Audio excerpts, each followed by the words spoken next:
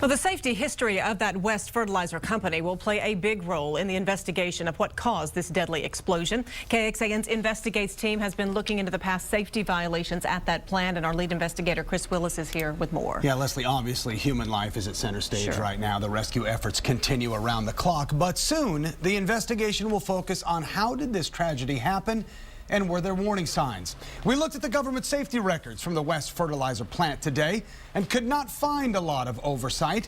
That may be a story in itself, but what we did find speaks volumes. As we look at the plant today, our aerial video shows there's not much left. A search of the safety records from the Environmental Protection Agency shows serious violations in 2006. The EPA cited a failure of the plant to update its risk management plan. A failure to identify and address hazards was also assessed, with the plant's operating procedures failing to address consequences of deviation. Now, in layman's terms, that means what to do if something goes wrong. Poor employee training records and no formal written maintenance program were also violations. In all, the EPA fined West Fertilizer $2,300. And on a state level, the Texas Commission on Environmental Quality found the plant was operating without valid permits. That also in 2006.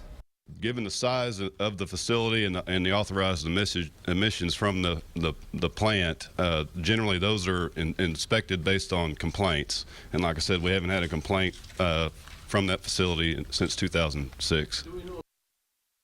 Well, the most recent violation came in 2012 from the U.S. Pipeline and Hazardous Materials Safety Administration. That agency fined the facility $10,000 for safety violations, but accepted a $5,250 settlement after the company took corrective action.